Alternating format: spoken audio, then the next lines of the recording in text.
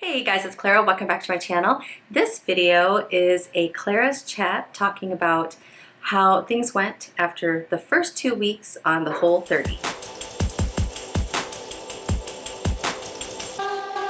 So for my chatty videos, I usually have a little something to drink. This is some coffee with some added creamer.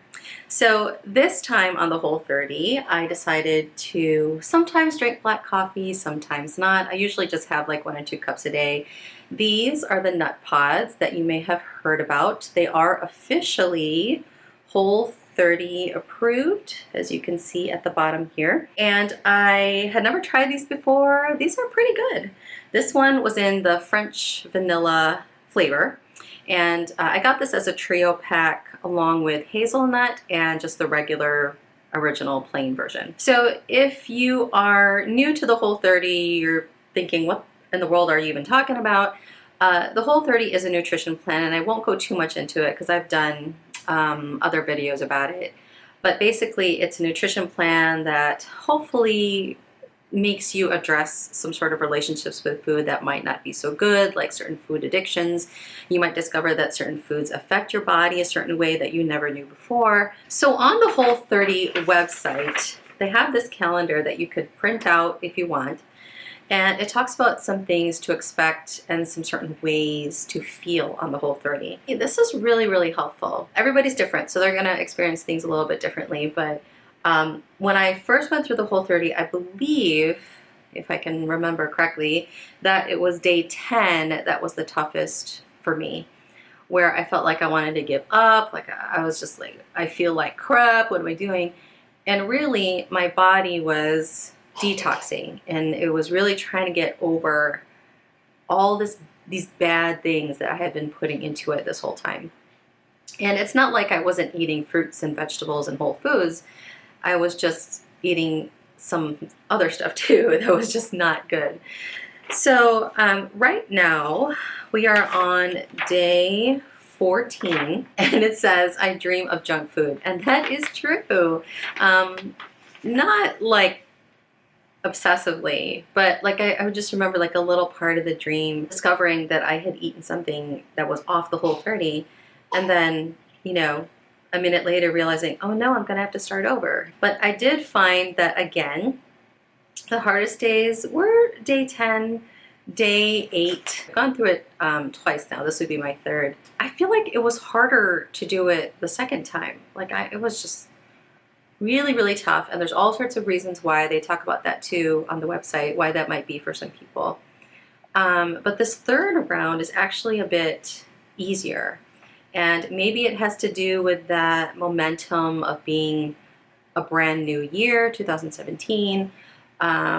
Maybe I just have a shift in perspective, but my stress situation has changed a bit. I went through a very, very stressful period in November 2016. All sorts of stuff, probably one of the worst months in my life, actually. So that might have pushed things into a different perspective of being more grateful.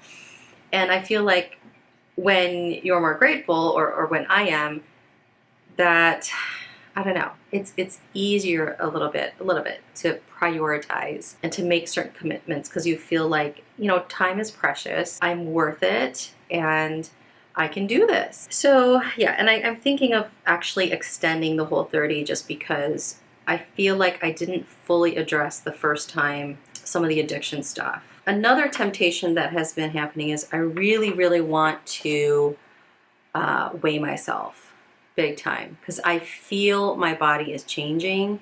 I especially feel it at the butt and the hips, to the point where one day I forgot that I was wearing jeans, and I took my jeans off like you would sweatpants, and I looked at them and I go, oh my gosh, I just took, you know, my jeans off as if it had an elastic band, which means the jeans were too big.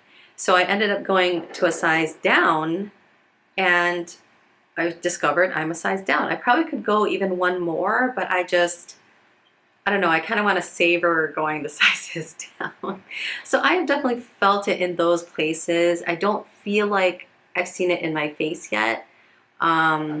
or the arms or the boobs, but I feel it around the middle, like around the belly a little bit, around the hips and the butt. That's typically where, for me, the body changes happen first. So if you lose weight in your upper body first, you might notice it there first. And so what I'm eating, I talk about that in the meal plan as well. A lot of breakfasts are things like eggs with veggies, and the veggies are where I mix it up a bit. So whatever I have on hand, whatever is on sale that week, whatever I have waiting frozen in the freezer that's waiting to be used up from my garden this summer, whatever it might be, we just mix it up. So it could be eggs alongside some spinach and sweet potato.